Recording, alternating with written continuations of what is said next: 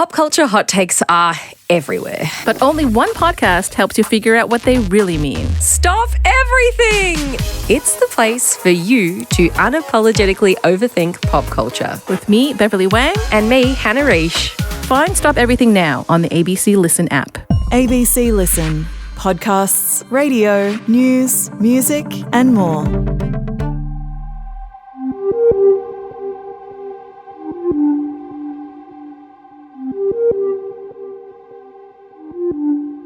The heat is on in the witness box. I'm ABC Investigative reporter Rachael Brown. And I'm Stephen Stockwell. It's Thursday, the 5th of June. We've just finished day 26 of this trial. Welcome to Mushroom Case Daily. The small-town mystery that's gripped the nation and made headlines around the world. On the menu was beef Wellington, a pastry filled with beef and a pâté made of mushrooms. At the heart of this case will be the jury's interpretation of Erin Patterson's intentions. Erin Patterson has strongly maintained her innocence. It's a tragedy what's happened. I love them. For the last 3 days, Rach, we have heard from Erin as she's been questioned by her defence team. Today, she has faced much more challenging questions under cross-examination from Dr Nanette Rogers. Now, before we get to the episode in chief, can you take us through an overview of the day? Her defence barrister, Colin Mandy SC, wrapped things up for the defence case. Then the prosecution began its cross-examination. It took us back to that dehydrator that Erin Patterson dumped at the transfer station. We moved on to where the prosecution alleges that Erin Patterson sourced the death cap mushrooms that's been at the centre of this fatal meal. We learnt about cancer searches that Erin Patterson was doing using Dr Google. We learnt about the cancer lie. We moved on to emojis. And we wrapped it up with a timeline for the jury about what's to expect here on in. Thank you, Rach. You have been hanging out in court a few days this week, actually. You've been sitting in there as Erin Patterson's been given evidence, kind of watching her from across the room. As I mentioned earlier in the app, we're now up to day 3 of her in the witness box. How was she looking this morning? What was the mood in the courtroom like? I think she was expecting a tougher day today. You know, she's been questioned by her own lawyer, Colin Mandy SC, up until this point, running her through those things, and she would, I'm guessing, have a knowledge of what's to come with the prosecution. It's kind of now we're into hostile territory, so she'd pretty much have to be braced for anything that could come her way. Yeah, right. What was she wearing today? She was in a paisley top that I've seen before, like a black base with paisley and black pants, and her hair out as usual. And then she always has reading glasses close by if she needs to look at exhibits on the screen in front of her. Yeah, right. Okay. And I mean, first part of the day was the final questioning from the defence team. So, I mean, what we've heard a lot in this trial and the way it has kind of worked is the prosecution has been calling witnesses. They are the people that question them first, and there is a cross-examination that the defence does. Because Erin has been called by the defence, they've kind of done the first round of questioning. They've gone through, we've heard the last couple of days. If you've missed any of that, jump into our episodes. You'll get fully brought up to speed on what she was questioned on. And then today from the defence with Erin seemed to be just kind of like initially clarifying a couple of points and then almost like running through like a list of dot points, like yes or no questions almost, right? It was kind of like a laundry list that I think the defence team wants the jury to remember, right, the big points. Colin Mandy SC started off going back to the dehydrator. Remember in his opening, he said that people sometimes in times that they're overwhelmed, they panic and do things that they perhaps aren't proud of later. Yep. We've come back to this dehydrator today, which Erin Patterson admits she dumped on the Wednesday after the lunch on that Saturday. Yeah. So that was a lie. She told police. She's owned up to that. She said, I lied about owning or not owning, as the case may be, a dehydrator. That's the one they found at the tip. She admitted to lying about foraging. With the dehydrator, she said the mushrooms that I'd foraged were responsible for making people sick. And she said Gail and Heather had passed away. You remember that the police interview was on the Saturday. Yeah. Gail and Heather passed away on the Friday. Yep. So she said she knew that when she gave her police statement, and she said it was a stupid knee-jerk reaction to dig deeper and to keep lying. She said, I was scared, but I shouldn't have done it. And then Colin Mandy SC's laundry list starts of all the things that he, I think, wants the jury to take away. Yep. So he puts to her things like all 6 beef Wellingtons were the same. She says yes. Each beef Wellington on each of the 5 plates were the same. Yes. Did you lie about purchasing dry mushrooms from an Asian grocery in April 2023? No. Did you pretend to be sick? No. Did you ever intentionally pick death cap mushrooms? No. Did you ever intentionally include them in the beef Wellington you prepared? No. And then the last thing that he hit the jury with, he went through Don Patterson, Gail Patterson, Heather Wilkinson, Ian Wilkinson, and for each of those 4 people, he separately asked, did you intend to kill or seriously injure them or harm them? And Erin Patterson said to all those 4, no, I didn't, and seemed quite distraught by the end of it. Her voice was kind of trailing off and became a whisper. Yeah, it took like a little while for him to get through that list as he's going through, like, did you intentionally try to kill, Don Patterson? And he would ask that and Erin would answer. And then again, the same one, no. And, there's 4 people who were involved at this lunch. So this question's being asked 8 times, 2 for each person. And like you say, like she was kind of getting more and more emotional as she kind of went through that list. And this is precisely what the jury is going to have to decide for each of these 4 people, 4 elements of murder. Yep. So there's a lot to digest. Colin Mandy went through that list. He finished the list and then he sat down. He said, that is it. My evidence, my kind of like section of this is done. And for some reason in my mind, I thought we would have, we've had this morning, it's, quite an emotional moment that we've gone through just then. It's, kind of heavy. In my mind, I'm expecting like a bit of a break. Okay, cool, let's go, take a moment. Nanette Rogers, Dr. Nanette Rogers, the prosecutor in this case, straight up at the little stand they've got on that bar table, and she is immediately asking questions to Erin Patterson. Like, it couldn't have been... She was up, wasn't it? Like a coiled spring. I don't even think Colin Mandy had finished sitting down yet. It couldn't have been more than 5 seconds. It was so quick, this transition. And yeah, she really kind of got to work. And like, these are quite like quick fire questions, right? Like she is throwing stuff in there. It's like, what happened to the dehydrator? Is this your dehydrator? Showing her pictures, did you visit Locke? Did you visit Outram?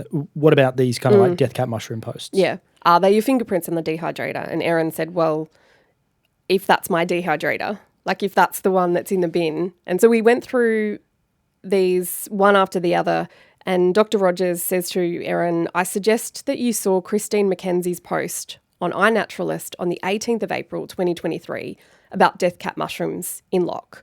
And Erin said, I disagree. Dr. Rogers continues, you then went to Locke on the 28th of April.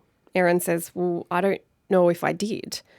Dr. Rogers then shows Erin some images. Now, you might remember these images. Did they ring a bell today? I'm very familiar with anything that Tom May is involved in, so I recognise the images. These are pictures of, the dehydrator on Erin Patterson's bench with trays of mushrooms in it, right? These are the same photos. These are the ones? Yep. Funky Tom, back in the frame. Yep. Literally. He was asked to look, when he was up giving evidence, he was asked to look at these photos, and he says the images were consistent with Amanita phalloides at a high level of confidence. Right. That's a scientist's way of saying like most likely. Yep. And we heard him give that evidence. Now, the same photographs have been shown to Erin Patterson, and she says, yes, that looks like it's my kitchen bench. That looks like the background of my house. And what the prosecution was trying to say is those were death cap mushrooms on those electronic scales. Right, yep. The same mushrooms that Tom May had said, high chance they're death caps. Yep. So Dr. Rogers puts that to Erin Patterson and says, these mushroom images are the death cap mushrooms that you found on the 28th of April. Erin Patterson says, I disagree. Right. Dr. Rogers continues, you were weighing these death cap mushrooms so you could calculate the weight required for administration of fatal doses for one person and then for 5 people. And she disagreed with those propositions as well. So Erin Patterson's like, no, that wasn't it. That's not what I was doing. And one of the last questions she was put in this, speed fire round was that she intended to serve Simon had he turned up one of those portions. And Erin said, well, yeah, if he had have come, I would have given him one too. And she said, not one with death cap mushrooms intentionally, if that was your question. Yeah. What did she say when she was asked? I mean, did she give any clarification about where the mushrooms in those photos came from? It was interesting. I think I could be wrong, but I think it's the first time we've heard from the prosecution where it alleges she actually got them from the mushrooms that have been alleged to have been in the beef Wellingtons. So Dr. Rogers is alleging that Erin got them from Locke after seeing that post from Christine McKenzie. Erin Patterson disagreed, but she did admit to foraging in that time between April and the lunch in July. And she was asked where she would forage, and she said, from my own property at Gibson Street, that's in Leongatha, Botanic Gardens at Korumburra, and the rail trail that runs out of Leongatha. And she said, look, that mightn't all have been after the 28th of April, and that date's important, Stocky, because that's when she buys the dehydrator. Right, okay, yep. But she said it was around that time. You were saying before, this is the first time the prosecution's kind of said this is where where they kind of allege she got the mushrooms from. I mean, we saw all that kind of like the phone tower evidence, the pictures of those, the posts. I guess, maybe I'd just been making that assumption that was the point, but I guess it wasn't explicit, right? Well, I don't recall it being put that bluntly.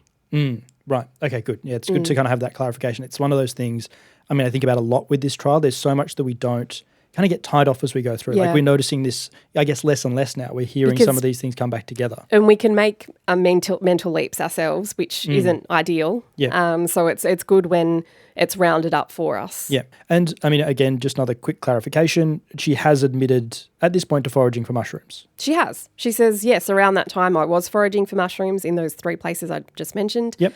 She has admitted to lying to police in the record of interview when she says that she hadn't foraged. The other important thing in this space is that she was pressed a lot on what she told staff at the hospital, Department of Health staff. A lot of people put questions to her about foraged mushrooms at that time. And it may come down to semantics, but the prosecution put to her, look, you had multiple opportunities to tell people at the hospital or the Department of Health that you had foraged before. And Erin's reply to most of those questions was, that wasn't the context they were asking me. They were asking me about ingredients in the meal, whether any foraged mushrooms were in the meal.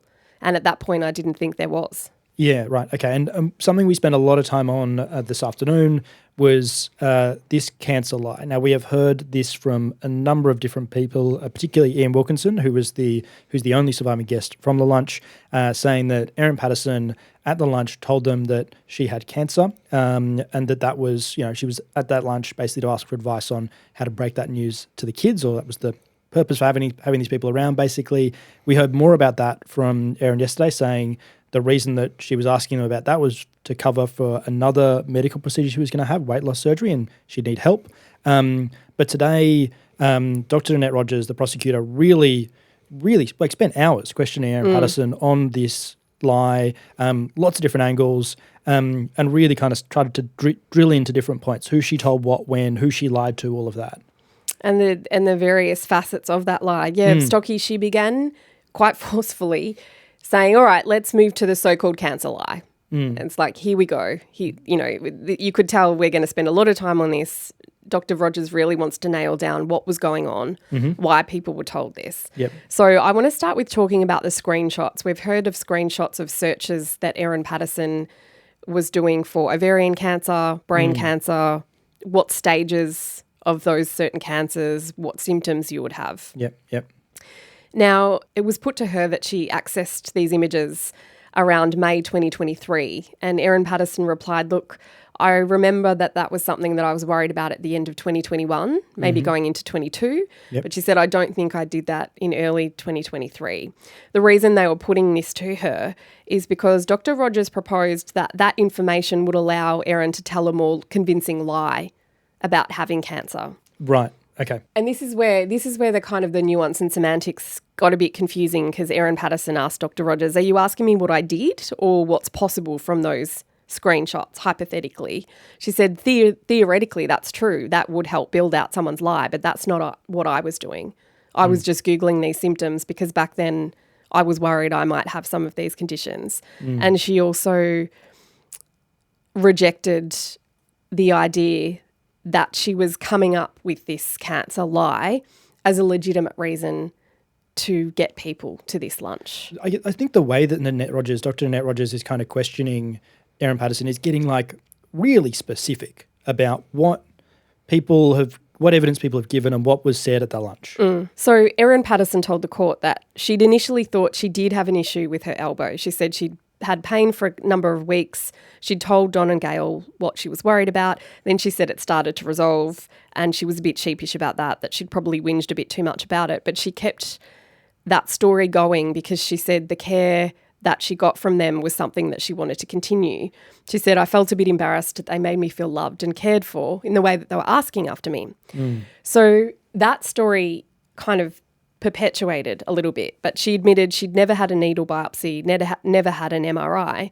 But when Ian and Heather and Don and Gail come to the lunch and the talk turns to cancer, as we spoke about yesterday, I think one of Don's in-laws was diagnosed with something, and then we talk about diagnosis, right? And we start splitting these hairs about what was actually told. So Ian Wilkinson, in his testimony, remembers something about a diagnosis, that she did have cancer, that she'd been diagnosed with cancer, that she was asking for advice on how to tell the children. This is what Ian Wilkinson says Erin Patterson is saying at that lunch. Correct. Right. Yeah. And Erin Patterson told the court, well, no, I didn't tell people I had cancer. I didn't say I'd received a diagnosis. She said, I don't remember using those words, but she said I was trying to communicate that I was undergoing investigations around ovarian cancer and that I might need treatment in the future. Right. Okay. Cool. So subtle difference, but she remembers it very differently to how Ian Wilkinson remembers it. Yeah. Is this kind of how we can expect the questioning to continue, or will there be different arcs and different things that we'll see as the cross-examination of Erin Patterson continues? I think similar. You know, we also saw it today with the child protection worker, Katrina Cripps.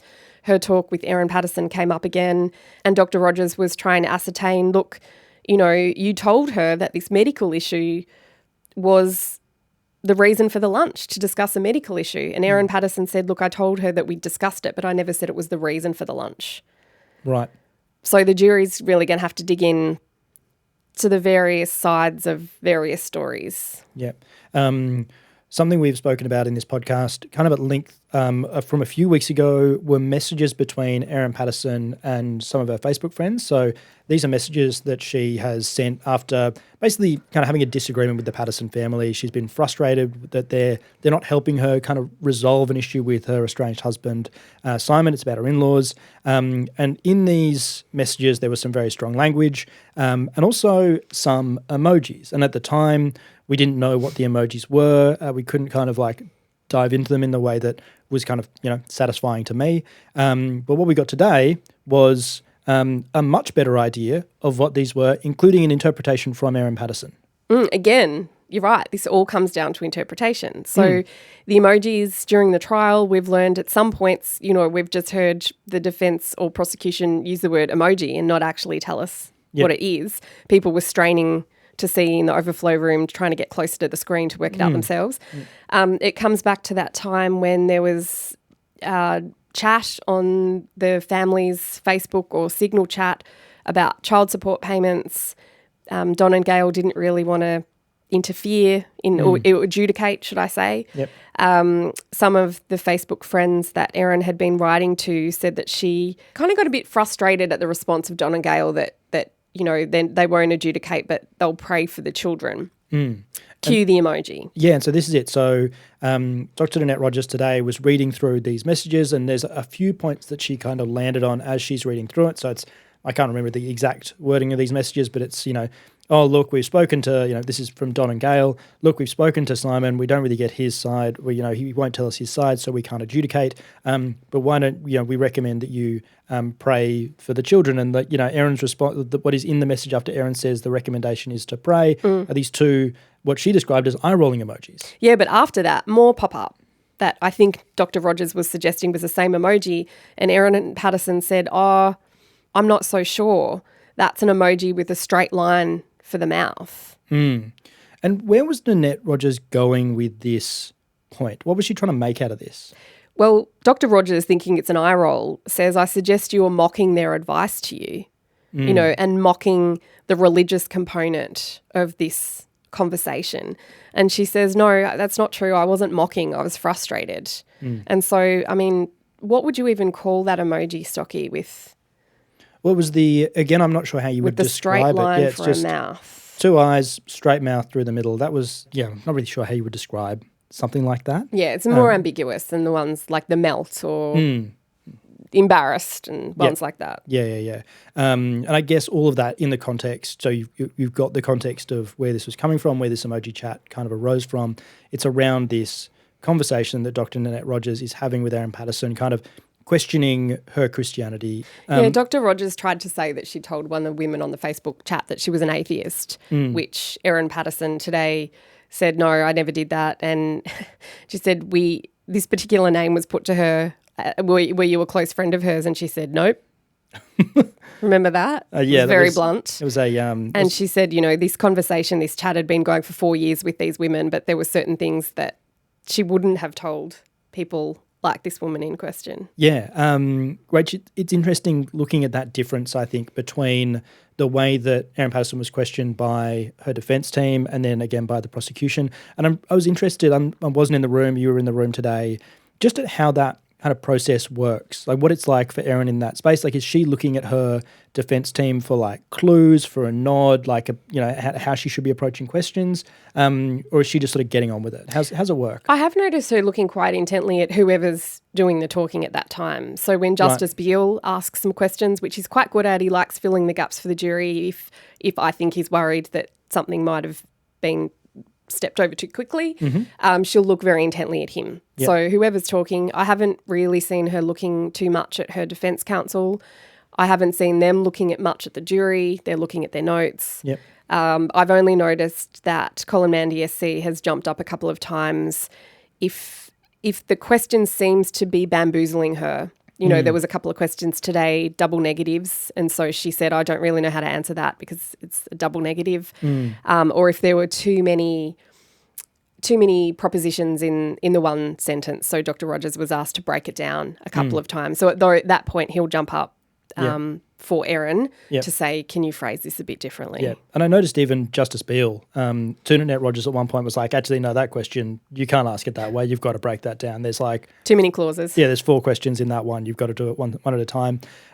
Speaking of Justice Beale, he continued his great relationship with the jury, updating them on how long we've got to go in this trial. They loved him today because they get a public holiday, Stocky. They all looked very happy. That's on Monday. So Monday they get a day off. Great, good news. And what did he say about how much longer we've got to go in this trial? Because we originally set down for a 6-week trial. 4 to 6. We're in week 6 now, so I think it is clear that we're not going to be done by the end of tomorrow. No. What did he tell the jury? It's likely Erin Patterson will be in the witness box the rest of this week and probably into next week. Right. And as you know, they get a day off on Monday, so probably back in the witness box from Tuesday. There'll be legal discussion. Okay. Between the parties that the jury won't hear. Yep. Then any more evidence, if there is any, which Justice Beale says, I don't know, it's not a veiled, suggestion there might be, but that's when it'll happen. Okay, yep. If it happens. And then we will move into closings. And that should probably take at least a day each for the prosecution and the defence. Right. And then the judge gives his charge to the jury, which is basically 2 days, he says, which he'll explain the principles of law and then he'll summarise the evidence and the arguments. And then that will probably take us into week 9. Okay. And then it's the jury's big job. And he said, look, the boot's on the other foot for that.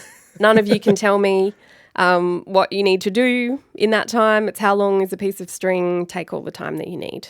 Great. Thank you, Rach. Thank you, Justice Beale, for updating us on how long we can expect to be making Mushroom Case Daily from. I'm sure all of the people emailing mushroomcasedaily@abc.net.au appreciate the timeline. There's a few questions about how long is this going to carry on for, so there you go. I also appreciated the timeline. It was very nice. But if you have been emailing, there is your answer. Rachel, I'd love to jump into some questions that we have been sent to mushroomcasedaily@abc.net.au. I want to start with one from Kate in Canberra. Kate says, hi, and thanks for the podcast. Kate, it's our pleasure. Thank you. Kate's question is, when there is legal argument or discussion and the jury is let out of the room, does Erin stay in the court or is she let out as well? Could this impact on how she's giving evidence? No, so she stays in the court. She's there for the whole time. The jury's let out because we've spoken about this previously. There are some things that both parties have to talk about whether evidence should be admitted or not, or certain points of law should be used.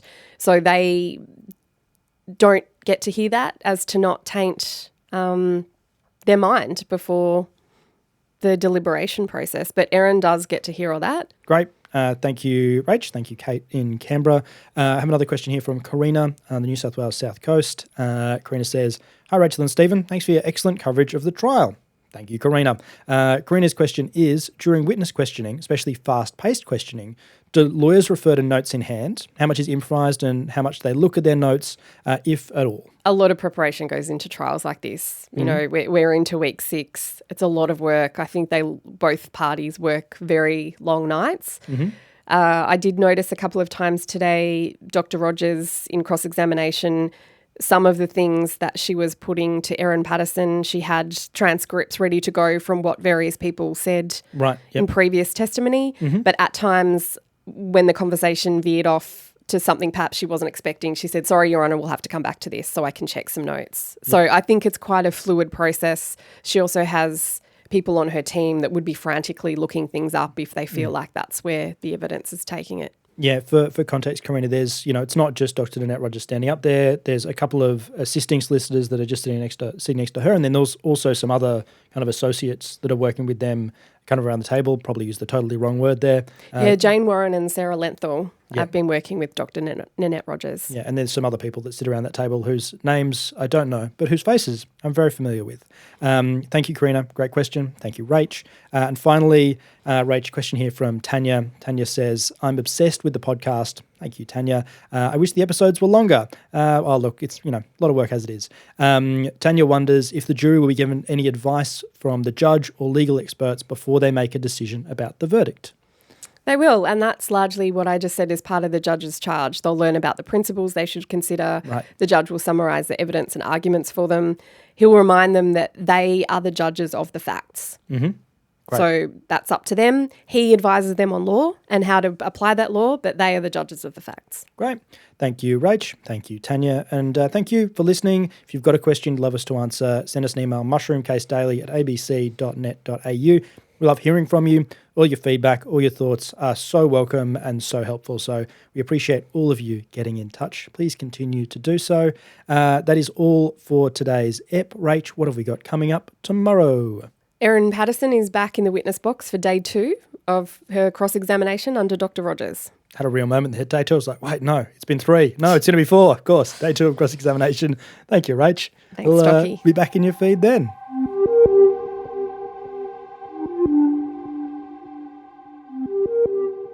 Mushroom Case Daily is produced by ABC Audio Studios and ABC News. It's presented by me, Rachael Brown, and producer Stephen Stockwell. Our executive producer is Claire Rawlinson, and huge thanks to our true crime colleagues, our commissioning executive producer Tim Roxburgh and our supervising producer Yasmin Parry. This episode was produced on the land of the Gunai Kurnai people.